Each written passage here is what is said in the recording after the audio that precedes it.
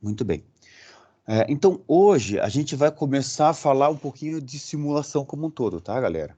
É, tem vários slides aqui, tem coisas que eu vou fazer uma revisão, ou seja, eu vou trazer tudo aquilo que a gente falou até agora para dentro do mundo da simulação, para dentro dessa técnica de tomada de decisão.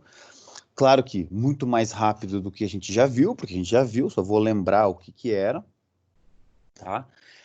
E vou preparar todo o terreno, toda a nossa estrutura, para na aula que vem a gente terminar os conceitos de simulação, e aí a partir de em diante a gente simular propriamente dito, usar o software e simular, tá? Então, vamos lá para a simulação, perdão. A ideia então é mostrar aqui para vocês, hoje, começar com a discussão que é a que a gente terminou nos exercícios e nos conceitos da aula passada. Quando que eu vou usar a teoria de filas? Quando que eu vou usar a simulação? Tá? Lembrando que teoria de filas, ela segue algumas premissas. Então, por exemplo, eu tenho que ter certeza que o processo de chegada em uma certa fila segue uma distribuição exponencial, que o atendimento segue uma distribuição exponencial, para que eu possa usar as fórmulas de teoria das filas que foi passado em sala, em aula, né? Então, eu tenho que começar já a pensar nessa diferença. Teoria de filas são fórmulas, a gente diz aí fórmulas analíticas, que são usadas mediante algumas condições. Quando não tem essas condições, ou eu desenvolvo todas essas fórmulas, o que não é nada agradável, né? Matematicamente falando, é uma coisa difícil, ou eu vou para a simulação, que é a alternativa mais viável, mais barata computacionalmente e de tempo para a gente, tá? Então, o que é a simulação? É uma gama variada de métodos e aplicações que reproduzem comportamento de sistemas reais, usualmente utilizando ferramentas computacionais. O importante aqui a gente entender é que a simulação ela sempre vai ser baseada em sistemas reais. Quanto mais complexo é um problema, ou seja, quanto mais integração de coisas, quanto mais decisões, quanto mais ramificações numa decisão, quanto mais complexo eu tenho um sistema de tomada de decisão de um certo processo, mais é indicado fazer a simulação. Por quê? Muitas vezes essas explicações dessas condicionantes de um processo para outro processo, nem sempre eles são simples. Nem sempre existe uma explicação lógica para isso. Quer ver? Eu vou jogar para o extremo, tá? Por que que as pessoas compram mais o sabão em pó de uma marca ou de outra? A gente pode falar que tem o preço, tem a qualidade, do produto, tem a embalagem, tem a preferência de pagamento, aí já são 4 variáveis. Mas daqui a pouco você vê um dia que chegou numa loja, num mercado, e por algum motivo naquele mercado, uma certa marca que não vendia começou a vender pra caramba. E aí, por acaso, naquele dia estava chovendo. Aí você começa a falar, o que será que influenciou? Será que foi o preço, a embalagem? Ah, não, mas pode ser que o concorrente não tinha aquele produto, pode ser que aquele dia aquela loja está fazendo promoção, pode ser que o fato de chover fez com que tivesse muita lama e pessoas lavassem mais roupa. Ou seja, chega num ponto que eu começo a colocar tanta explicação para um certo evento, para um certo acontecimento, que fica quase que impossível eu dizer quanto de cada variável explica aquele fenômeno. Quanto que é o preço que atrai a venda de sabão em pó? Quanto que qual é a porcentagem de explicação da venda de sabão em pó com relação à embalagem do produto? Com relação ao preço do produto concorrente, com relação ao preço do produto, do mesmo produto em outra loja, no concorrente da loja, não no concorrente do sabão em pó. Então chega uma hora que fica humanamente impossível de eu decidir o percentual disso. Por mais que existam técnicas estatísticas multivariadas, que infelizmente nós não temos no nosso curso de administração na Federal ainda, por mais que a gente tenha, a gente ainda vai existir uma falha muito grande, um erro muito grande para fazer isso, porque o mercado é uma coisa dinâmica, né?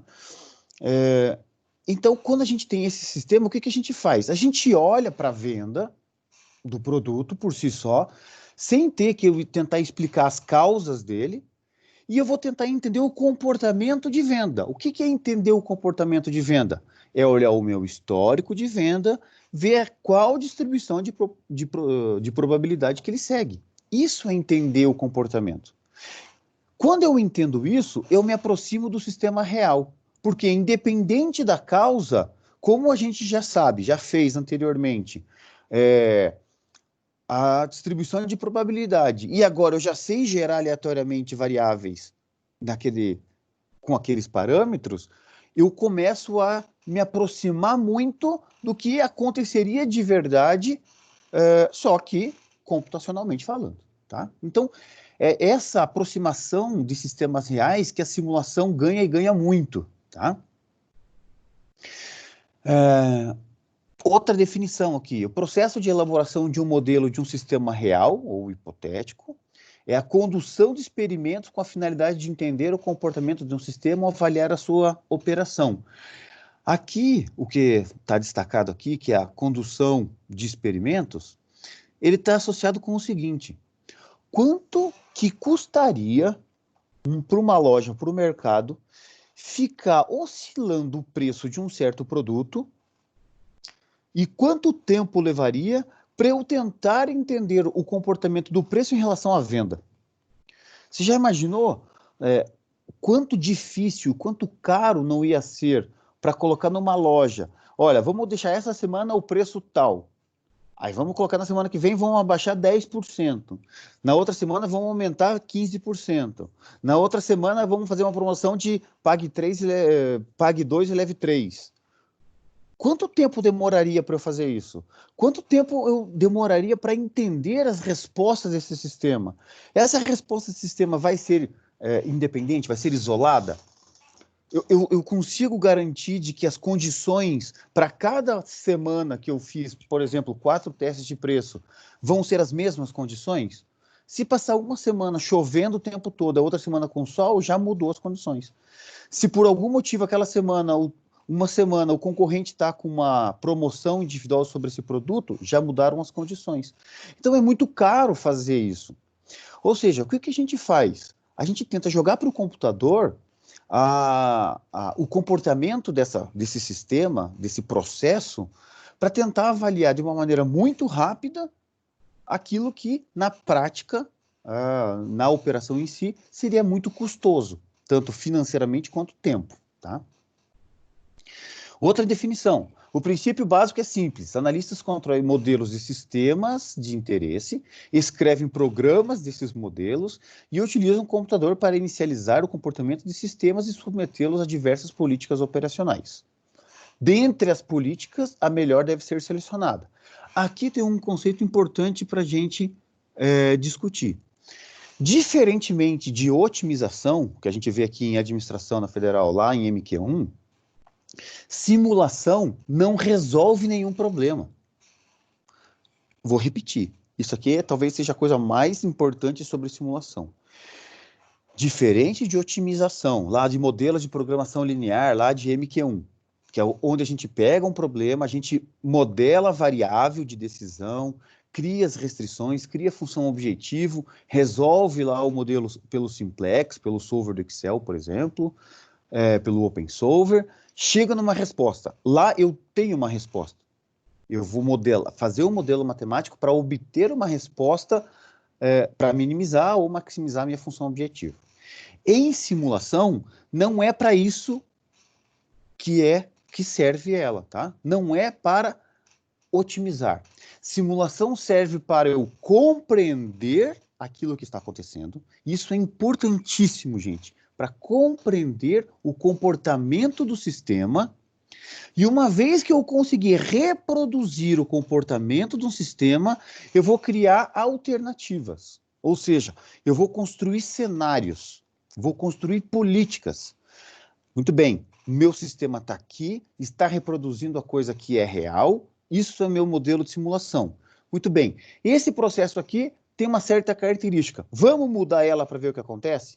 Qual o indicador que eu estou medindo? Ah, é o tempo em fila, é o tempo do processo, é o tempo total que demora para um processo ser concluído, é a quantidade de fila num subprocesso desse processo completo, é a quantidade de equipamento que eu estou usando, é a quantidade de pessoas que eu estou usando.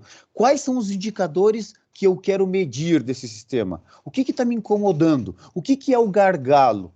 Né? Nós vemos aí infinitas empresas falando, olha, descubra o seu gargalo. Como é que você vai descobrir o seu gargalo se não fizer um modelo de simulação? Ou seja, você pode, você faz um mapeamento do processo, desenha o teu processo, nós já vamos ver como que faz isso, desenha o seu processo e eu consigo identificar o gargalo. Ah, nessa máquina aqui, ou nesse processo burocrático, essa etapa aqui é que demora pra caramba. Essa etapa aqui é que não deixa o meu fluxo aí. Então vamos dobrar o número de pessoas lá. Essa é a melhor política? Então o modelo de simulação serve para isso, gente, para isso. E essa acho que é a coisa mais importante de hoje. O modelo de simulação serve para, uma vez que eu reproduza um sistema, eu crio uma política, isto é, eu altero alguma coisa do sistema real. Alterando alguma coisa do sistema real, como eu conheço o comportamento dele, porque eu fiz todos os testes estatísticos de distribuição de probabilidade de cada um desses processos, onde que eu levantei os dados, fiz uma amostragem que a gente vai ver na aula que vem, fez o box plot, fui lá, passei ela dentro de um software que faz a distribuição de probabilidade, criei o histograma, distribuição de probabilidade, confirmei que é isso, vi os parâmetros, eu tenho domínio sobre aquele processo. Eu vou lá e agora sim eu posso mexer nele. Tem uma pessoa, eu coloco duas. Tem uma pessoa, eu coloco mais tempo. Tem uma pessoa, eu mudo o processo para ficar mais rápido. A gente já vai discutir quais são possíveis políticas para mudar. E eu vou fazer isso com relação a várias coisas. A primeira política é mudar aqui e diminuir a tarefa, diminuir equipamento lá. A outra é aumentar o equipamento aqui e aumentar pessoas aqui. A outra é mudar o processo aqui, diferente, criar um outro caminho. E aí, a partir desses cenários, dessas políticas que eu faço, eu vou escolher. Dentre essas que eu criei, que eu inventei, que eu percebi que o modelador, a gente, como tomador de decisão, vai dizer assim, olha, isso é a melhor, isso é possível fazer, jogo na simulação, faço os testes. Aí eu vou olhar para os indicadores. Aqueles indicadores que eu estava medindo, com essa mudança que eu fiz, melhorou ou piorou? Se, obviamente, todos os indicadores que eu tenho melhoraram, ou seja, se é tempo de fila, diminuiu. Se a quantidade de processos realizados aumentou. Então, eu tenho que tomar cuidado que cada indicador, eu tenho que entender se esse indicador quanto mais melhor, por exemplo, dentro do mesmo tempo, quanto mais pessoas passarem pelo processo, ou quanto mais itens passarem pelo meu processo, melhor. Meu nível de atendimento, meu SLA, Service Level, meu SLA aumenta. Mas, por exemplo, tempo em fila é um indicador que, quanto menor, melhor. O meu tempo de fila médio era de 25 minutos. Passou, com essa mudança, para 12 minutos. Beleza, então melhorou. O meu nível de serviço melhorou. Então, obviamente, fazendo essas ponderações, dentre todas as políticas, eu vou ver, essa aqui melhorou muito, quanto foi o custo dela? Essa aqui melhorou só um pouquinho, quanto foi o custo dela? E aí eu vou tomar a decisão, diante daquele meu recurso que eu tenho financeiro, qual é a que mais é adequada? Qual que é a mais próxima para ser aplicada de verdade? Tá? É para isso que serve a simulação. Então, alguma terminologia básica aí. Então, um sistema é um agrupamento de partes que operam juntos visando um objetivo em comum. Então, um sistema é tudo aquilo que eu tenho um conjunto de chegada e atendimento. Isso é um conjunto, tá? É uma parte, é uma fila, uma fila. Um sistema é um monte de filas concatenadas umas na outras com regras de decisão. Tem lá, por exemplo, nós vamos ver aí ao longo do curso, que vai ter um exemplo que eu vou fazer um filtro de frutas. Se a fruta é perfeita, linda, vai para consumo in natura. Se a fruta está machucadinha, ela vai para suco. Se a fruta está muito ruim, ela vai para adubo. Então, eu tenho um processo de chegadas de fruta e uma triagem. Uma parte, é uma fila. E aí eu tenho uma decisão. Essa decisão vai para consumo in natura, para suco, para rejeito. Eu tenho uma regra. Então, dada essa regra, eu tenho uma outra fila. A fila de embalar esses produtos para consumo, uma fila para agrupar, para jogar na máquina para fazer suco, uma fila para agrupar para poder fazer o processo de fazer adubo. Então, eu tenho várias filas e elas estão interligadas por regras. Isso é um sistema. Tá? Um modelo pode ser definido como uma representação das relações dos componentes do sistema. Ou seja, na hora que eu consigo definir essas relações, essas regras, eu passo a ter um modelo desse sistema que que eu quero medir por algum motivo. Tá? Muito bem. Então, o processo de modelagem agora, basicamente eu observo a vida real e tento transformar numa sequência de ações, tá? Um fluxo.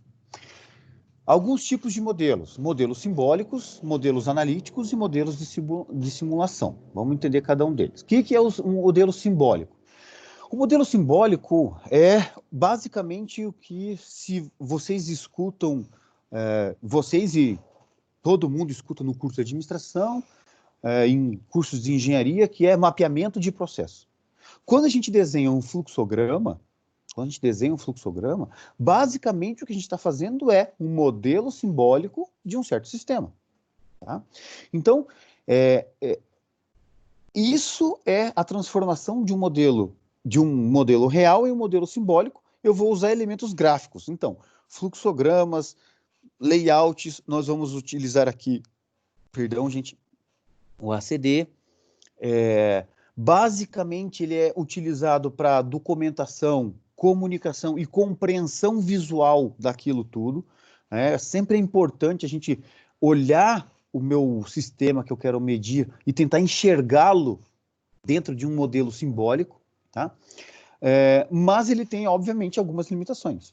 Então, ele é estático. Uma vez que você desenhou o fluxograma, é aquilo lá. Ou você corrige o fluxograma, mas ele não anda, né? O item, ele não passa pelos elementos simbólicos. Você que vai lendo aquilo que vai acontecendo, né? Ele não fornece elementos quantitativos, ele não tem medições associadas a ele, e ele, obviamente, não entra nos detalhes da distribuição, de probabilidade, dos dados em si desse sistema. Então, um fluxograma basicamente é isso, ó. Onde eu tenho caixinhas. Claro que esse fluxograma aqui é um fluxograma bem simplificado. Você tem uma infinidade absurda de ferramentas que fazem fluxograma, mas basicamente retângulos são processos, né?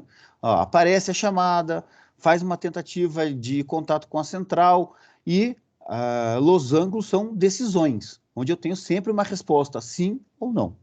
Se eu tenho mais do que uma possível resposta, eu tenho que fazer uma concatenação de retângulos. Faz uma primeira pergunta. Imagina que eu tenho 3 opções, A, B ou C. Vai para A ou para B? Aí, ou vai para B ou para C, vai para A ou para C. Então, eu posso fazer aqui regras para fazer tomadas de decisão. Então, losangos aqui são sempre perguntas, cuja resposta é sim ou não. Tá? Então, tem o contato. Teve o contato? Não. Tenta de novo. Teve contato? Não. Tenta de novo. Teve contato? Não. Tenta de novo. Então, eu estou mostrando aqui, é um laço. Tá? Um laço. Teve contato? Sim. Anda para ele. Central de informações central coleta as informações, processa as informações, e aí eu vou perguntar, é emergência? Se sim, toma esse procedimento. Se não, toma esse procedimento. Não é emergência. Transfere para o setor especializado, pega novas informações e reavalia. É emergência? Sim, então vem para cá. Não, não é emergência. Então, acabou. Já era. Já peguei as informações que tinha, já fiz o que eu tinha que fazer e eu faço a reavaliação. Se não é emergência mesmo, enfim. Se é emergência, transfere informações para o despacho, chama, coloca na fila de espera, Quando a viatura está livre? Não, então fica esperando, fica esperando, fica esperando. Então, ó, aqui tem uma fila, estou esperando. Está livre? Tô. Então vai lá, despacha a viatura e beleza. Então, isso aqui é um fluxograma. Basicamente, essa é a melhor ferramenta de mapeamento de processos que existe, é o fluxograma. Tá? Existe uma série de outras, existe mapeamento de processos mesmo, que é uma outra linguagem, que é o BPM, tá? Business Process Management. Então, ferramentas de BPM, mas elas todas são a mesma lógica do fluxograma. O que muda é que no BPM, nas ferramentas de mapeamento de processo, a gente separa pelos elementos que estão, quem faz o quê, e aí eu coloco as caixinhas nas suas respectivas, nos seus respectivos espaços. Mas a lógica, basicamente, é o fluxograma. Vou fazer o mapeamento de processo? Começa com o fluxograma. Compreende primeiro o processo, como é que funciona. Teoria das filas, a gente já viu que tem símbolos, né? Eu tenho lá um processo de chegada, que é um movimento, isso aqui é um servidor, a bolinha é um servidor, a fila, essa escadinha aqui, deitada aqui, que parece uma fila, né? Muito bem, aí a gente vai para o modelo analítico. Então, o modelo analítico é quando a gente tem umas contas para fazer, basicamente isso, grosseiramente falando. Quando eu tenho contas para fazer, eu tenho lá as medidas, uma vez que eu tenho as medidas, eu faço as contas. Então, lá em MQ1, quando a gente faz programação linear, modelos de programação linear, a gente tem um modelo analítico. Por quê? Porque eu vou resolver aquele problema e vou chegar numa solução. Teoria das filas, mesma coisa. Eu tenho os dados, eu achei o lambda, achei o mi, que é a taxa de chegada, a taxa de atendimento. A partir daí eu consigo calcular todo o resto. Então, isso é um modelo analítico. Tá? Qual que é a limitação do modelo analítico? Eles são estáticos. Eu não tenho a dinâmica de chegadas. Por exemplo, imagine que eu estou chegando 5 pessoas por hora numa certa fila. E eu tenho uma capacidade de atendimento de 10 pessoas por hora. Tá? Então, o cara fica 50% do tempo ocupado, por exemplo. Tá? Então, eu estou muito mais rápido aí. Então, uma pessoa chega, vamos colocar 6 pessoas por hora, para ficar fácil a conta aí, a cada 10 minutos chega uma pessoa, e eu consigo atender uma pessoa a cada 5 minutos. Então, se fosse num mundo perfeito, chegaria a primeira pessoa no minuto 0, ela para de ser atendida no momento 5, né, que ela fica 5 minutos sendo atendida, aí fica 5 minutos ocioso. Aí, no minuto 10, chega mais uma. 5 minutos sendo atendido, 5 minutos... Esse seria o mundo perfeito. Mas isso não é verdadeiro. Eu poderia chegar no minuto 0, chegar os 5 lá na frente. Chegar os 5 ao mesmo tempo. Que é o 0, 0,0001, 0,0002, 0,0... Quer dizer, ele tem uma diferençazinha que é ínfima. Eu tenho uma fila. O primeiro vai lá, do 0 aos 5 minutos, o cara está atendendo em 5 minutos. Mas existe uma fila de 4 pessoas esperando, porque todo mundo chegou ao mesmo tempo. Aí, dos 5 aos 10 minutos, o segundo está sendo atendido. Eu tenho uma fila de 3 pessoas. Do 10 aos 15 minutos, o terceiro está sendo atendido. Eu tenho uma fila de 2 pessoas. Quando eu chego 15, 20, 25, 30 minutos, acabou, o 25, acabou todo mundo, acabou essas pessoas. O resto do tempo, o cara vai ficar ocioso. Então, a diferença entre teoria de filas e a simulação é que na teoria de filas eu faço sempre o cálculo, entre aspas, médio, esperado. Tá? Não é nem entre aspas, é isso. É a esperança daquilo, a esperança, qual que é o tempo médio em fila. Mas não diz para nós como é que isso está ao longo do tempo. Se está acontecendo fila, se eu tenho uma aglomeração chegando numa certa hora está mais vazio. Então, ele não é dinâmico. O modelo analítico ele é um modelo estático. Tá? A complexidade do modelo pode impossibilitar a busca de soluções analíticas diretas. Ou seja, se eu tenho coisas concatenadas que ela tem decisões bem específicas, fica bem mais difícil de eu fazer aquela formulazinha que a gente fez em teoria de filas. Aquela teoria de filas lá serve para fórmulas simples. Uma fila, um atendimento, uma fila, vários atendentes. Lá tem as fórmulas. Qualquer coisa diferente disso, já fica complicado eu ter uma fórmula estática, uma fórmula analítica para fazer. já tem uma certa vantagem. Eu consigo medir o desempenho rápido, né? Uma solução é exata. Ou, quando a gente está falando de programação linear, a solução é ótima, tá? Já o modelo de simulação, eu vou tentar capturar esse comportamento e tentar responder a pergunta: e se acontecesse isso? Então eu consigo já ver agora a dinâmica do meu sistema, a aleatoriedade do meu sistema interferindo no meu processo. Eu tenho um sistema que fica 50% ocioso, então nunca vai ter fila? Não é verdadeiro. No sistema, no modelo de simulação, a gente consegue identificar essa dinâmica, tá? Qual que é a limitação, obviamente? Ele já é um pouquinho mais difícil de construir, porque eu tenho que desenhar primeiro o fluxo, desenhar, fazer um modelo gráfico, desenhar tudo isso, entender as regras de decisão de todo esse sistema, entender a distribuição de cada chegada, de cada atendimento em todo o sistema, e eu não estou fazendo otimização, não há garantia de ótimo. O que eu estou fazendo é simulação. Estou fazendo alterações nesse sistema e identificando o comportamento. Ou seja, eu só vou conseguir fazer a escolha dentre aquelas que eu criei, dentre aquelas possibilidades que eu criei, daquelas possibilidades que é viável. Tá? Se eu faço um modelo de simulação e eu não crio nenhuma alternativa para fazer a alteração, esse modelo de simulação simplesmente vai me mostrar qual que é o desempenho do modelo hoje. Eu tenho aqueles indicadores. Legal, para que serve isso? Para entender o meu sistema, só, mais nada. Só para compreender o que está acontecendo. Tá? Então, eu não tenho otimização no processo de simulação. Eu tenho compreensão no modelo de simulação. Eu tenho dois tipos de simulação. A primeira simulação é a não computacional, onde eu tenho protótipos, né? Onde eu vou lá em loco e faço. Então, túnel de vento, acontecimentos, eu vou lá, por exemplo, uma simulação não computacional bem comum. No Brasil, a gente não tem tanto.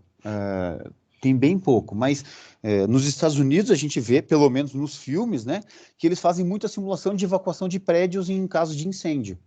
Aquilo ali é uma simulação não computacional. Ou seja, todo mundo fica sabendo das regras. Olha, tocou o sino, você vai por esse caminho, você desce por essa escada, você pega essa outra escada, não pega o elevador, faça fila desse jeito, pegue esse documento, pega aquele negócio, deixe para trás isso. Então, você cria as regras, e aí a simulação não computacional chega um dia inesperado, toca o sino, todo mundo tem que evacuar o prédio. Tá? Então, é uma simulação de acontecimentos, por exemplo. Ô, professor, eu trabalho no prédio da FAI, que fica ali Uhum. na Visconde de Guarapuava, e acontece exatamente a mesma coisa. Tá todo Uhum. mundo trabalhando lá, do nada toca um alarme e tem que todo mundo sair pelas escadas, descer 8 andares, porque é simulação de incêndio. Legal. Eu sei que aqui em Curitiba, a Exxon faz bastante isso também, que é aquele prédio na Brigadeiro Franco, ali, logo depois do Shopping Curitiba. Se você passa Brigadeiro Franco, Shopping Curitiba, acho que na segunda quadra ali à esquerda tem o prédio da Exxon. Eles fazem bastante isso também. Então, isso é uma simulação não computacional, tá? O que eu vou fazer? Eu vou medir o tempo. Então, quando toca o sino, tem alguém que está controlando essa simulação com o cronômetro na mão. A hora que começou, aí ela vai fazendo as pausas, as paradas, né? De acordo com aquilo que ela quer medir. Quanto que evacuou o primeiro andar, segundo andar, como é que foi e tal. E aí vai entender esse comportamento. Particularmente, eu acho que isso, para simulação de evacuação de prédio, devia ser obrigatório aqui para prédios com uma quantidade de pessoas acima de tanto, devia ser obrigatório, como é nos Estados Unidos. Então, mais paciência. Então, isso é uma simulação não computacional, tá? A simulação computacional é isso que a gente vem fazendo. Então, aquele próprio exercício que a gente fez, que eu coloquei na lista para vocês, ou esse que eu coloquei hoje ali da quebra de rolamentos, é uma simulação computacional que é baseada em Monte Carlo. O que é basicamente a simulação de Monte Carlo?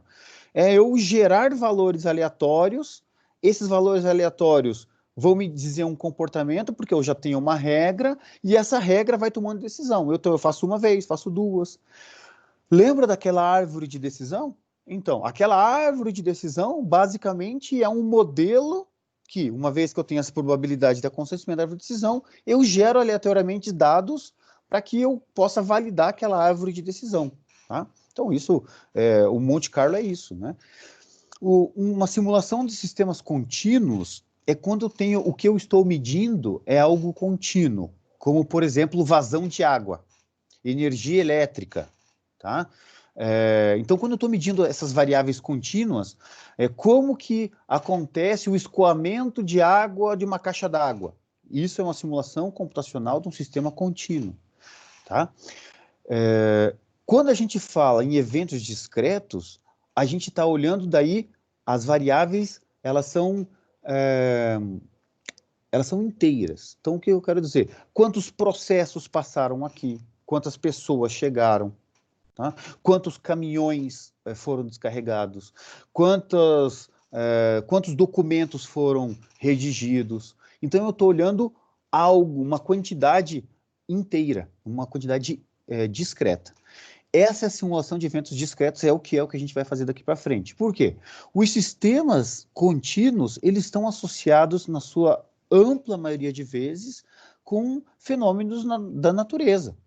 Escoamento de água, escoamento de gases, dispersão de poluentes, essas coisas assim. E essas regras, elas são regidas geralmente por regras da natureza que são simuladas por meio de equações diferenciais. Não é o nosso caso. Não é o nosso caso. Então, o pessoal de engenharia ambiental usa muito isso, engenharia mecânica usa muito isso, as engenharias, de modo geral, usam muito isso. Matemática, quem usa isso aí. Mas, para nós, os eventos discretos são os principais, porque são os processos de tomar decisão em qualquer empresa. Quantas pessoas estão chegando, quantos processos estão passando, quantos caminhões estão descarregando, quantos produtos estão vendendo, quantos produtos eu tenho que repor numa certa prateleira. É isso, tá? Muito bem. Então, olhando só para eventos discretos, então. Então, os sistemas, eles são dinâmicos, os estados estão se alterando com o tempo, regidos por uma distribuição de probabilidade de um certo evento. O que eu quero dizer com isso? O consumo do produto tal, lá no meu estoque, segue uma distribuição normal com média 3 por hora, com desvio padrão de 0,3. Essa é a dinâmica, essa é a alteração que eu estou fazendo. Eu vou gerar um valor aleatório normal e dizer assim, nos próximos 15 minutos foram consumidos quantos? Tá? Que é esses exercícios que nós fizemos até aqui.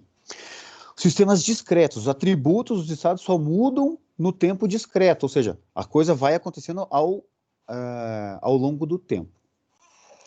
Eu posso ter um evento discreto determinístico ou estocástico. Qual que é a diferença de um de outro? Determinístico, eu já sei o que vai acontecer. Por exemplo, um agendamento de atendimento. Aquela pessoa vai chegar umas 9, outras 9h30, outras às 10. Eu já sei o que vai acontecer. Então, aquele ali é um evento discreto determinístico. Eu já conheço isso. Estocástico é quando eu coloco a aleatoriedade no meio, a probabilidade no meio. Eu não sei. Eu sei que a chegada é uma distribuição de exponencial com média de 30 minutos. Então, eu espero que ele chegue de meia hora, mas ele é uma distribuição exponencial. Pode ser que o primeiro chegue com 10 minutos, o segundo com 40, o terceiro com 25 e assim por diante. Então, aí, quando isso tem uma aleatoriedade embutida, eu estou falando de eventos discretos estocásticos, tá?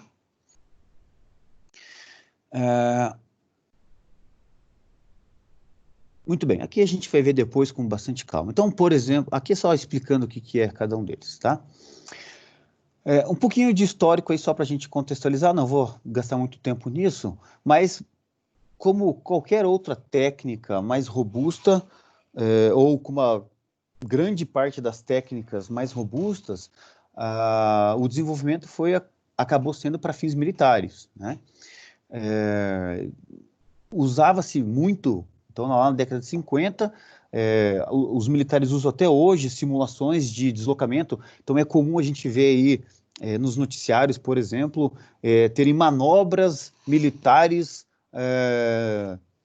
no oceano lá, numa certa região do oceano. O que eles estão fazendo? Estão fazendo uma simulação, como é que eles fariam um ataque, ou como é que eles se defenderiam, ou como é que eles se organizariam caso acontecesse alguma coisa. Então, começou com esses militares fazendo esse tipo de simulação. Tá? Obviamente que era muito caro, sempre é muito caro fazer fisicamente, e ele foi tentando fazer em computador, mas na década de 50, que computador que a gente tinha, né? Era horrível. Então, você tem jogos, por exemplo, de tabuleiros, que eles surgiram disso. Tá? Batalha Naval, pode parecer um jogo bobo, mas é um jogo de simulação. Existem outros jogos mais avançados de tabuleiro, que são basicamente uma simulação de guerra. Tudo surgiu lá com fins militares e para que a gente pudesse fazer simulação de algum evento lá.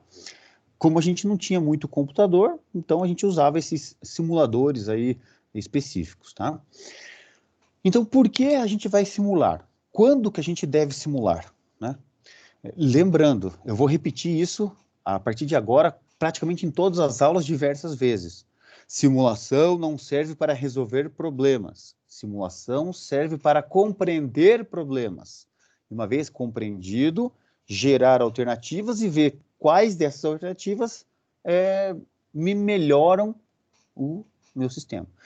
Então, por que simular? Se eu estou analisando um novo sistema, então eu não sei se esse negócio vai ser bom, vai ser ruim, mas eu compreendo como que ele vai ser. Eu faço uma simulação para ver qual que vai ser o desempenho dele.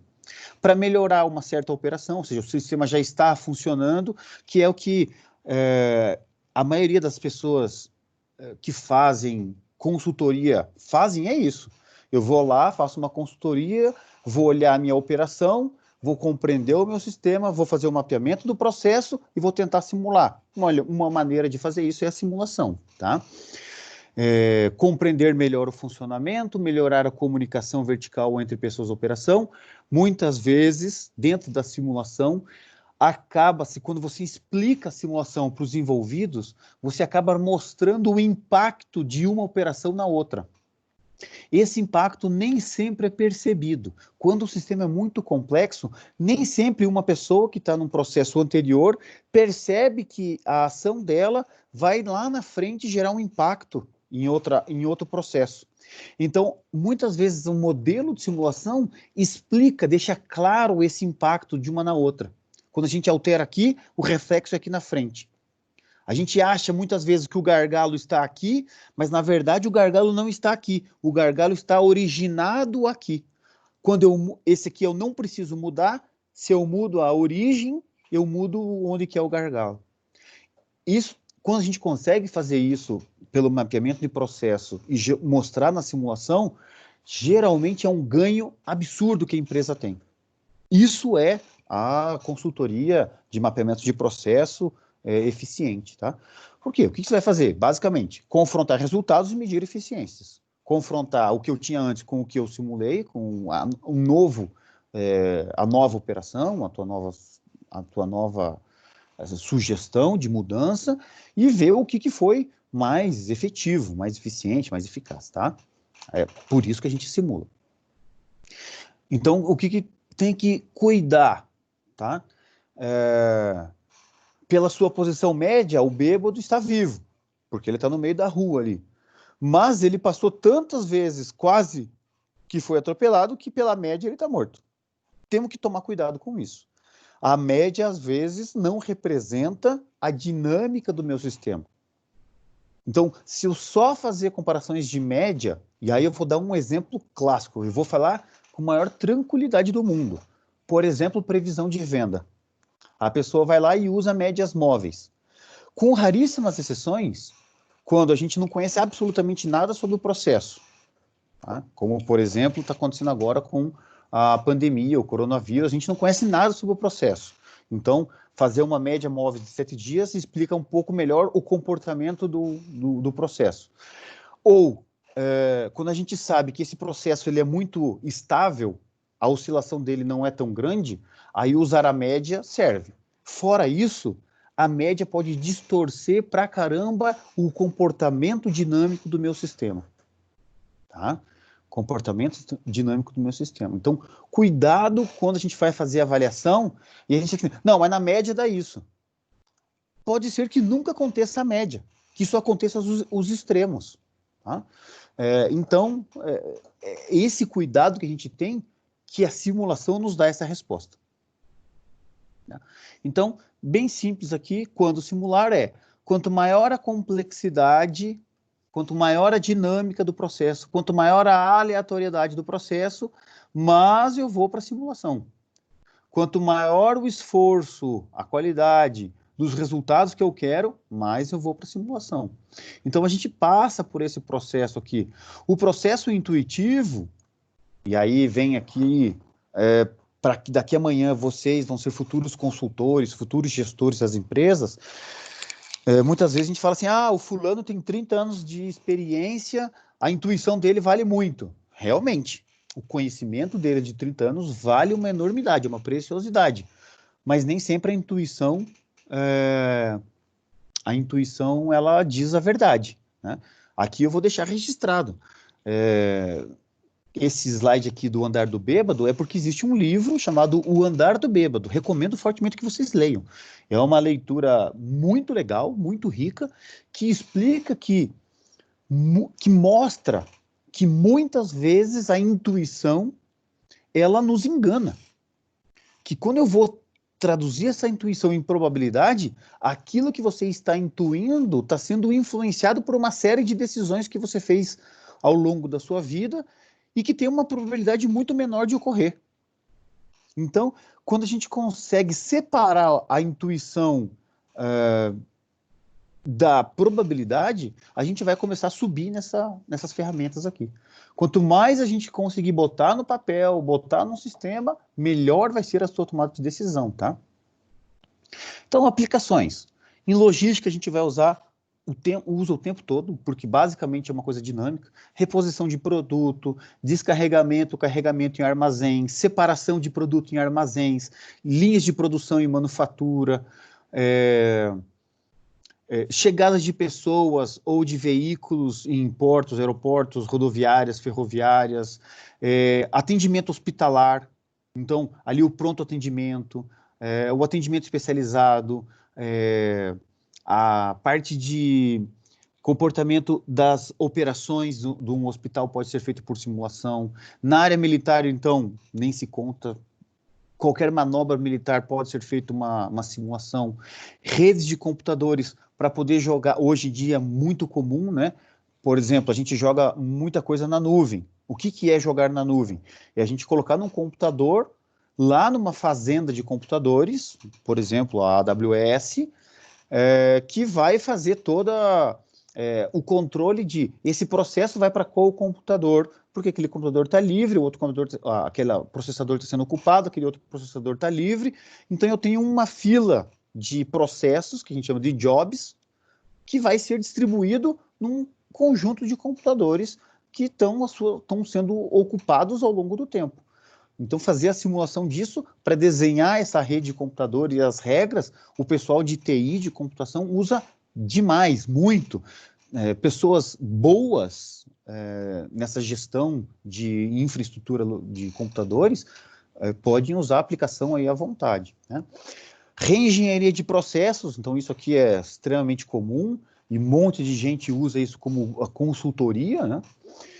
Atendimento de supermercado, atendimento de fast food, atendimento de banco, então atendimento que tem chegadas de pessoas, parques de diversões, trânsito, né? A gente tem muita simulação de trânsito, então você já deve ter ouvido falar nas técnicas de a onda verde. Aqui em Curitiba, por exemplo, tem a Visconde de Guarapuava, tem sei lá, 5 quilômetros de rua cheio de sinaleiro. Pô, ideal é que a gente entrasse e os sinaleiros fossem abrindo na sequência, né? Pô, ótimo, ideal para quem está na Visconde. E para quem cruza a Visconde, porque vai ficar para quem cruza na Visconde também tem que ter uma onda verde. Só que às vezes a onda verde de uma linha obriga com que a do outro lado fique um caos. E aí eu gero fila lá naquele trânsito, naquela diagonal, naquela transversal. Então, fazer a simulação em trânsito é um negócio que é do futuro. Tem gente que quer trabalhar, quero trabalhar com smart cities. Professor do céu, eu gosto dessa área de administração pública, gestão, eu quero trabalhar com cidades inteligentes. Então, aprenda a fazer simulação de trânsito, de tráfego. Por quê? Porque isso está diretamente relacionado com uma cidade inteligente. Para vocês terem uma ideia aí, existe um projeto que nós estamos tentando trazer para Curitiba, lá no Canadá, em Quebec, que o professor Leandro Calegari Coelho fez lá, que é, por exemplo, quando os ônibus da mesma linha, elas se aproximam um do outro. Então eu tenho o Inter 2 aqui em Curitiba, é muito comum isso, né? E eu tenho que ter um espaço entre eles. Então eu vou lá, faço a simulação e vou mexendo nos sinais para que esse ônibus vá se distanciando e quando esse que for passando o sinal, ele feche. E aí eu vou criando a distância sem ter que um ficar parado ou sem ter que o da frente sair correndo. Tá? São simulações, existe um campo muito grande aí de tomada de decisão, de pesquisa, de aplicação na prática, tá? Então, basicamente, o que é o método da simulação? A gente vai definir um objetivo e a definição do meu sistema, crio um modelo abstrato, ou seja, faço toda a formulação do modelo e crio esse modelo abstrato, e vou transformar esse modelo abstrato, aquilo que eu pensei, aquilo que eu identifiquei, que eu fui lá enxergar, ver, num modelo conceitual. Tá? Para esse modelo conceitual, eu vou fazer todo aquele conjunto de entrada de dados que a gente vai revisar daqui a pouquinho, mas que a gente já fez. Buscar os dados, fazer a limpeza, a distribuição, etc. Tá? Tenho esse modelo conceitual, depois que eu pensei e eu desenhei esse modelo, eu vou para o modelo computacional, que é o que a gente vai fazer daqui, dessas duas aulas agora, para frente. Tá? Que eu vou jogar lá num software de simulação, seja o Arena, o Simulate, qualquer outro. Fiz isso, eu vou olhar agora o meu modelo operacional, vou experimentar esse modelo, vou fazer trocas, vou fazer mudanças, vou fazer alternativas, políticas, vou criar novas regras e vejo o que acontece. Tá? Tem os resultados. Analiso, entendo, verifico se é bom ou se é ruim, mudo. Mudei, melhorou? Ótimo, posso recomeçar esse processo para ficar fazendo melhoria cada vez mais. Poxa, professor, isso aqui tem um negócio, parece aquele ciclo PDCA, né? Plan, do, check, act. Planejar, fazer, PDC, check. Checar, né? Verificar e agir. É isso mesmo. Professor, mas isso aqui também parece melhoria contínua, né? É isso aí. Fazer melhoria contínua sem medir não é melhoria contínua, gente. É bom senso. É bom senso. Tá? Então, eu chegar a olhar um processo e ver que está errado e corrigir, isso é bom senso, isso não é melhoria contínua. Melhoria contínua é um processo estruturado onde eu desenho o modelo, eu consigo medir esse modelo, eu consigo analisar o impacto das mudanças e eu faço as mudanças de uma maneira consciente, baseado em dados, não simplesmente no bom senso. Mudar por bom senso não é melhoria contínua, mudar por bom senso é obrigação, é básico, tá? Mas, então, o ciclo PDCA ou a melhoria contínua é um processo similar a esse aqui, isto é, a simulação de processos de eventos discretos é uma das ferramentas de melhoria contínua. Existem as técnicas estatísticas, que é aquilo que os cursos teoricamente, os cursos de Black Belt, Green Belt, Black Belt, Master Black Belt ensinam, que são as estatísticas multivariadas, existem as técnicas de otimização, tudo isso são possíveis técnicas lá no ciclo PDCA para planejar fazer. Vou checar os valores com números, tá? Aí eu tenho um ciclo PDCA bacana. Muito bem. Aqui eu vou só fazer uma revisãozinha simples de modelagem de dados. Algumas coisas vai ser na aula que vem, só para a gente entender melhor, tá? Basicamente, nos dados, quando eu faço o meu modelo, eu tenho 3 pedaços. A coleta, o tratamento e a inferência. Vamos entender isso daqui. A coleta é aquilo que nós vamos chamar, e que nós vamos fazer bastante exercício na aula que vem, que é a amostragem. Tá? Quando a gente não consegue fazer, ou quando... em situações onde que eu não consigo calcular a amostragem, difícil acontecer, mas... Entre 100 e 200 observações é um valor recomendado, aqui no livro do Shift Medina, tá? Mas não dá para a gente ficar só pegando de 100 a 200 observações. Dependendo do que eu estou medindo, eu tenho que seguir algumas regras do cálculo de amostragem. Tá? Então, o primeiro passo na coleta de dados é definir as variáveis que eu estou estudando, por exemplo, a taxa de chegada, por exemplo, o tempo de atendimento, tá? Quantas vezes eu vou medir o tempo de atendimento? Ou eu faço um cálculo de amostragem, quando possível, sempre que possível eu faço amostragem, quando não possível, eu pego lá de 100, entre 100 e 200 observações para fazer todo o tratamento, tá? Essa coleta de dados, nós vamos falar com mais detalhes, mas eu tenho que tomar alguns cuidados. Aqui eu vou falar superficialmente para a gente mais profundamente falar na aula que vem.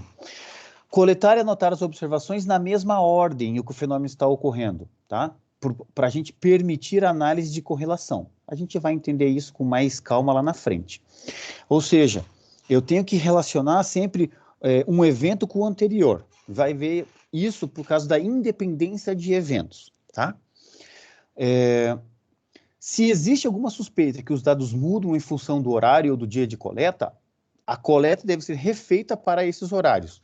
Aqui a gente tem um exemplo clássico na coleta de dados. Ônibus em qualquer lugar do mundo, tá? Mas no Brasil, principalmente. Ônibus das 7 da manhã às 8h30, ou vamos pegar das 6h30 da manhã às 8h30, eu tenho um pico muito grande de demanda de ônibus. Chega das 8h30 até umas 9h30, essa demanda cai. Tem uma queda vertiginosa na demanda. Das 9h30 até umas 11h30, eu tenho uma demanda baixíssima do ônibus. Então, se eu chego e meço o meu sistema de ônibus da cidade pelo meu pico, das 6h30 às 8h30, o que vai acontecer? Eu posso até cobrir toda a demanda aqui nesse horário de pico.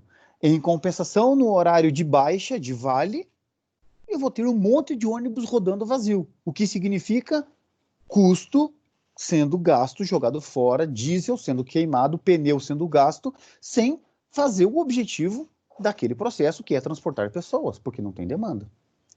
Então, eu tenho que identificar se existe essa diferença, essa suspeita de mudança dos dados em horários diferentes, em dias diferentes, né?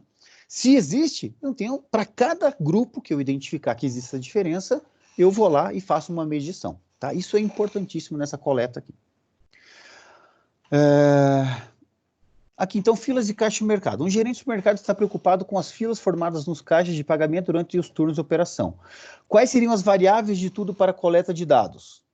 O número de prateleiras no supermercado? Não, isso aqui não interfere na fila. O tempo de atendimento nos caixas? Sim, isso sim. O tempo de atendimento dos caixas pode fazer com que tenha filas ou não tenham filas. O número de clientes na fila? Não. O que adianta eu medir o número de fila? Isso aqui é uma consequência. Se esse atendimento for instantâneo, nunca vai existir fila. Como não existe atendimento instantâneo, o número de clientes na fila é uma consequência que eu meço de acordo com a chegada, o tempo entre chegadas sucessivas de clientes no caixa e o tempo de atendimento, né? O tempo que o cliente fica na fila, não. Isso aqui também é uma consequência, tá? Então, o que eu quero medir são coisas que é possível medir, que é o tempo de atendimento e o tempo entre chegadas. O resto é consequência. Aqui é um exemplo de coleta de dados, tá? Peguei todos esses dados. Se você começa a olhar aqui, você vai ver que tem uma coisa muito diferente. 728. Pô, não é possível, né? Meus dados aqui estão 13, 15, 20. Aí eu tenho lá um 728. Ou foi medido errado, ou foi digitado errado, ou isso aqui é uma coisa que aconteceu uma vez e nunca mais vai acontecer. Então, para isso que a gente usa lá o que a gente falou em boxplot, né? Um outlier. Eu vou chegar aqui, faço as minhas medidas de posição e dispersão, que a gente já fez, faço o mínimo, o máximo, a mediana, a moda, a média, a amplitude, desvio padrão, variância, coeficiente de variação. E aí eu fico assim, será que esse 728 está certo aí? É um outlier? Utilizo, por exemplo, o boxplot, tá? Então, esses valores discrepantes, esses outliers, são bem comuns quando eu tenho anotação de dados, quando eu tenho uma alimentação de um sistema computacional feito manualmente. Eu tenho que tomar cuidado com isso. E aí eu tenho que retirar. Eu posso retirar isso observando esses dados absurdos, né? E isso é uma coisa que vocês têm que começar a ficar cada dia mais esperto com isso, que é o seguinte: estou medindo a temperatura no Rio de Janeiro, apareceu um menos 10 graus lá. Faz sentido? Faz sentido eu fazer a conta, sendo que o Rio de Janeiro deu menos 10 graus?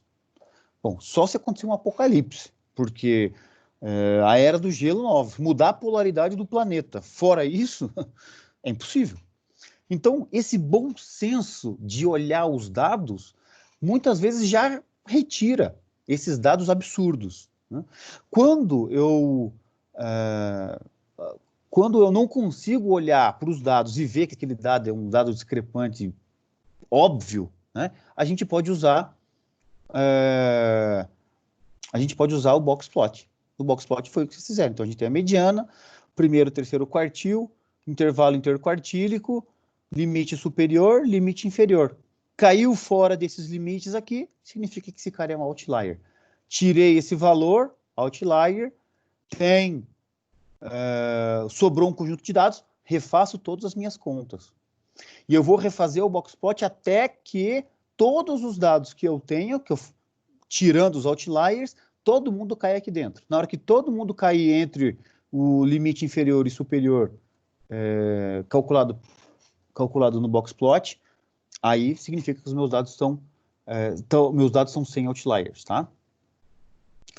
Análise de correlação, onde que eu vejo que a informação, eu faço um gráfico, a observação K mais 1. Por isso que é importante eu pegar na ordem cronológica, né?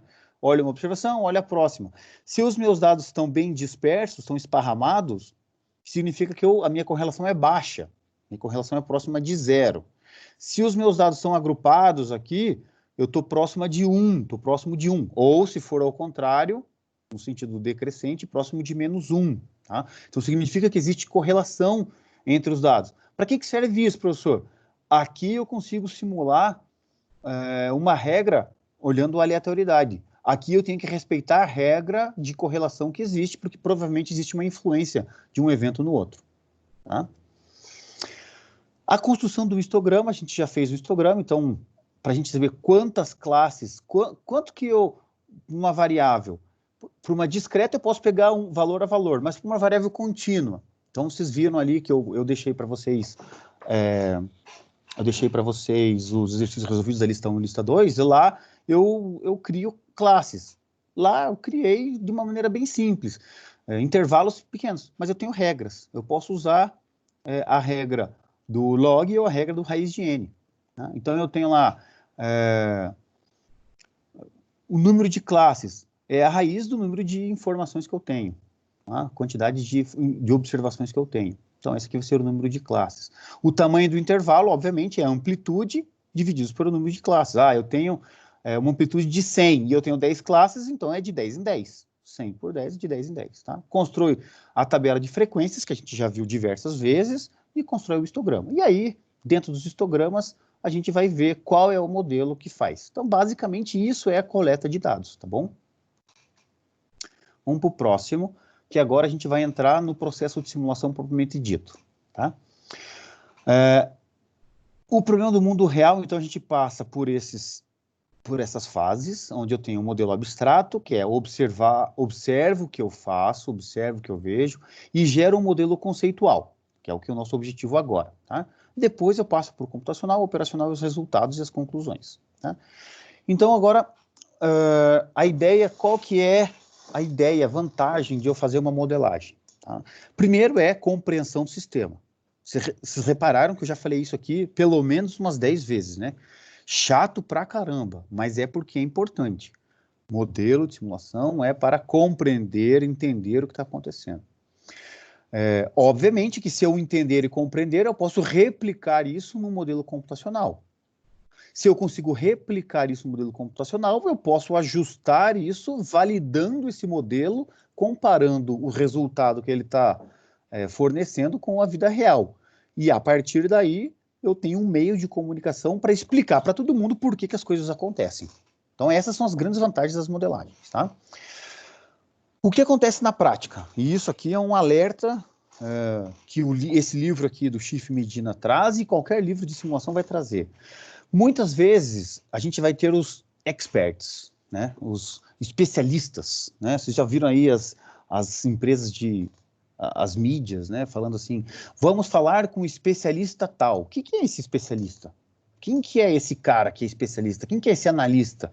Ah, é um cara que tem bastante experiência, que já fez muito isso. Esse a gente tem que tomar cuidado. Por quê? Muitas vezes esses caras pulam essa fase de modelagem, tá? Onde eu vou pegar, eu já entendo, já sei como é que é. Então eu vou lá direto para o computador e começo a modelar. Já começo a fazer, puxar a caixinha do Simulate, começo a fazer as coisas. E aí, se eu não faço esse modelo conceitual primeiro, eu posso começar a ter problemas no meu modelo computacional, e aí fica, se o modelo for bem complexo, fica bem difícil de consertar isso aí depois, tá? Porque ele não vai estar fazendo aquilo que deveria estar fazendo, tá? Ele não vai estar explicando, e aí passa em descrédito, aí o teu modelo computacional não dá as respostas que estão dando na tua cabeça. Ah, mas, nossa, não está funcionando isso. Não está funcionando porque você pulou a fase de fazer o modelo conceitual, de entender aquilo que acontece. Então, se você pula essa fase, você deixa de fazer a pesquisa, perguntando para cada envolvido em cada processo como é que funciona, como é que não funciona, quais são as regras, como é que... Então, todo esse processo de aquisição de informações do processo, ele é pulado, tá? E aí, o esforço para você validar o modelo é bem maior, tá? Isso aqui gera retrabalho, gera custo e gera muita irritação nas empresas. Então, tentem não pular essa fase conceitual, tá? O que a gente vai aprender aqui é o ACD, Activity Cycle Diagrams. O meu inglês está fera, hein, gente? Fala a verdade. Nossa, isso aqui pronúncia perfeita, hein? Horrível. Então, o ACD, tá? Eles são... É muito simples de a gente entender. Basicamente, é 2 símbolos, tá? 2 símbolos. E ele fica óbvio todo o fluxo do meu sistema e as iterações que eu tenho, tá? Então, como que é? Eu tenho um símbolo que é a bolinha, que é a fila, e um símbolo que é o retângulo, que é a atividade. Muito bem. Quais são os elementos, então? Eu tenho uma entidade, que é qualquer componente do modelo que retém sua identidade ao longo do tempo, ou seja, que ela permanece do jeito que está ou é transformada seguindo uma regra conhecida. A fila, que é uma espera, é o elemento passivo do ACD, uma fila para cada tipo de entidade, tá? Então, um processo, uma máquina, uma doca, tudo isso é uma entidade. Eu tenho uma fila para chegar nessa doca e a atividade de descarregar ou carregar um caminhão numa doca. Tá? E a atividade é o elemento ativo, é a ação propriamente dita, o atendimento propriamente dito dessa atividade. Tá? Então, um exemplo aí para a gente depois ir para outros exemplos de ACD, que é o principal de hoje, tá? Então, assim, ó, eu vou passar esse exemplo aqui e vou direto para a aula, para a parte de simulação. Por quê? Porque aqui vai entrar uma das 3 fases, que é a aula que vem, tá? Então, vamos lá. Vamos chegar a isso aqui mesmo, onde que eu estou. Então, o que é o ACD? Identificar entidades, classes importantes, considerar as atividades nas quais elas são envolvidas e achar as conexões entre essas atividades. O objetivo, então, do ACD é descrever a lógica do modelo de simulação. Tá? Diagrama de ciclo de atividades. Vamos lá. Os 3 elementos, então, uma fila, o ciclo de vida de entidades, ou seja, o fluxo, eu tenho as flechinhas, né? Para onde que está indo o fluxo, onde que está chegando na fila e da fila está indo para onde, tá? E as atividades, que são os retângulos, as filas, a bolinha e a vida, vão formar esse conjunto de coisas, vão formar todo o meu ACD. Vamos para um exemplo aí. Então, o domínio de um banco. Eu tenho lá o caixa do banco, né? Eu tenho o cliente e eu tenho uma porta. Então, eu quero fazer um diagrama de ACD desse sistema aqui. Né?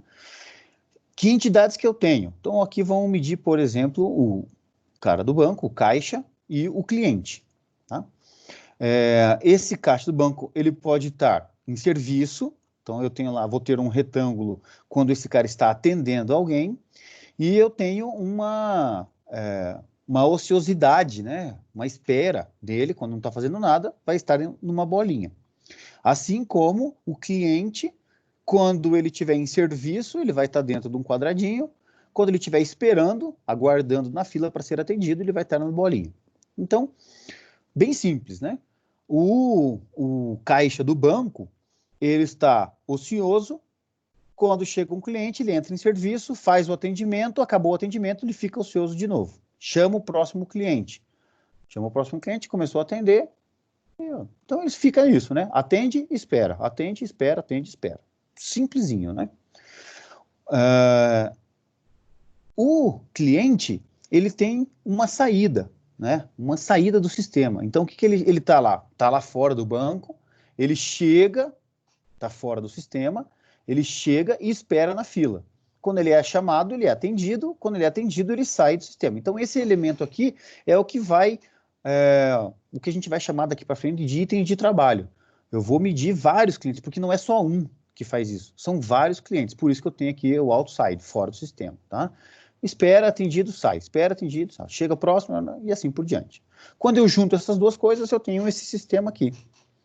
O meu cliente, ele chega, está lá fora do sistema, espera, é atendido. Para ser atendido, o meu caixa de banco também tem que ser atendido. Vejo que tem duas flechinhas chegando aqui. Para esse evento, serviço acontecer, eu preciso que essas duas coisas que estão chegando estejam disponíveis. Não adianta nada eu ter um caixa disponível e não ter cliente na fila de espera, assim como não adianta nada eu ter cliente nas filas de espera, mas eu não ter um caixa de banco disponível. Para que o serviço aconteça, eu tenho aqui, pela indicação das flechinhas, que as duas coisas têm que estar disponíveis, tá?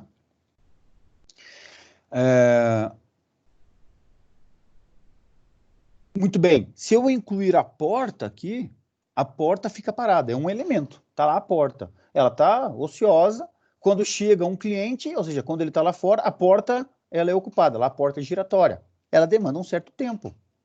Se ela demanda um certo tempo, ela pode influenciar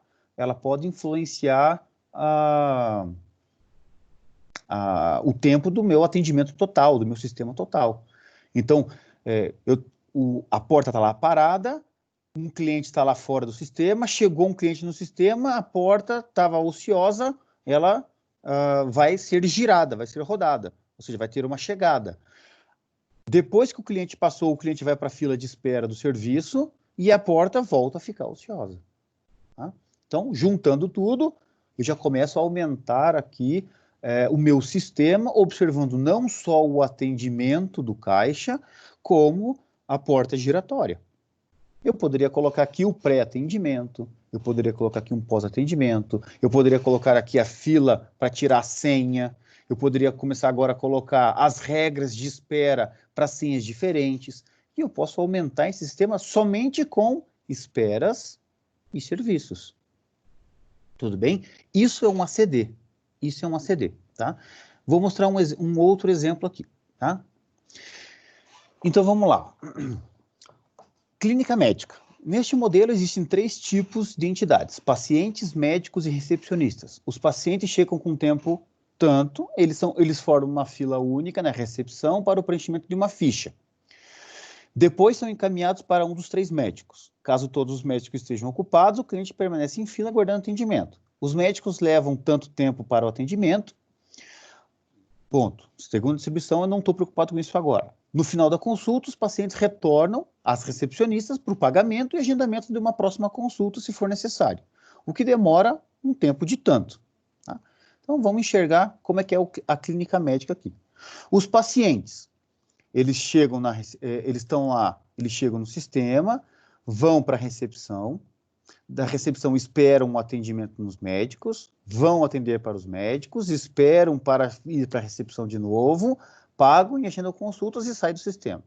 Os médicos eles ficam esperando, quando tem paciente eles atendem, acabou o atendimento, ficam esperando, fazem isso. E as recepcionistas, veja que é a mesma, ou as mesmas recepcionistas que fazem as duas atividades.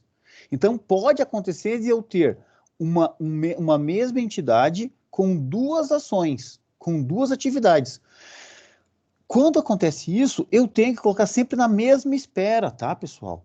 Não posso colocar aqui uma espera para cada atividade diferente, se é a mesma entidade, tá? Então, a recepcionista está lá esperando. Chega um cliente na recepção. Ela atende. Acabou de atender, volta. Saiu um cliente do atendimento, ela vai pagar consulta, volta. Professor, mas qual que é a regra que vai aqui? Bom, aí você pode colocar a regra que você quiser. Aí que tá. O ACD só mostra qual é a relação de ação e de espera dessa recepcionista. Ela vai, atende, volta na espera, atende ao outro, volta. Ela pode fazer 5 pagamentos e consultas e uma recepção. Depois faz mais 2 aqui, mais uma aqui. Depois mais uma aqui, mais 3 aqui. E assim por diante, tá?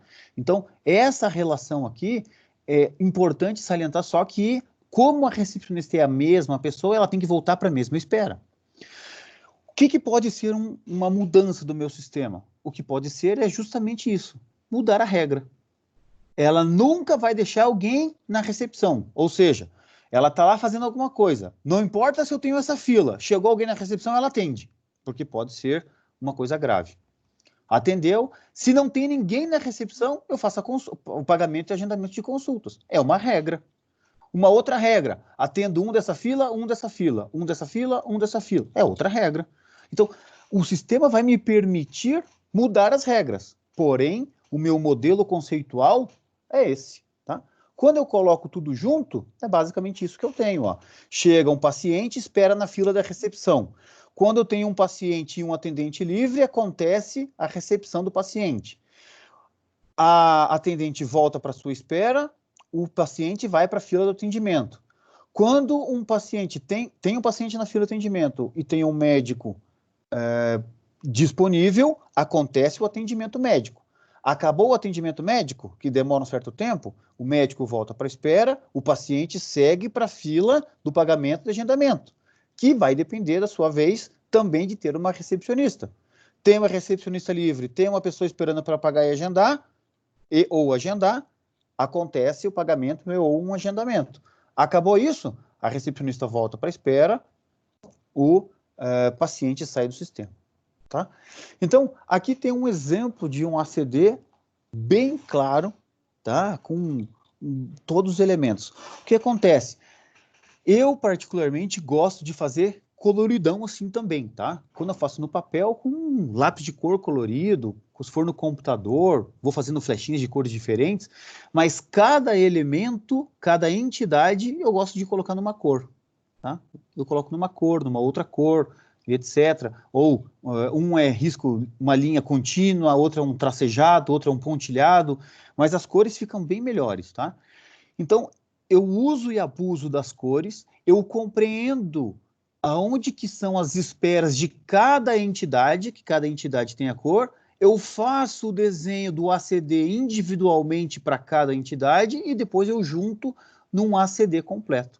Uma vez que eu tenho um ACD completo, legal. Esse aqui é o meu modelo conceitual. Se você olhar esse ACD e pegar para qualquer empresa, qualquer pessoa dessa clínica médica e explicar isso, ela vai entender. Está bem claro. Tá? É para isso que serve esse modelo conceitual, para compreender essa dinâmica, compreender todo esse movimento que está acontecendo. Beleza? Então, esse é o principal da aula de hoje, tá? O ACD. Entendemos hoje que a gente vai juntar toda aquela parte estatística que nós fizemos até agora com os modelos conceituais e na aula que vem a gente vai juntar cada vez mais. E cada aula a gente vai juntando para chegar nos modelos de simulação completos. Tudo bem, gente? Era isso hoje, tá? Deixa eu parar de gravar.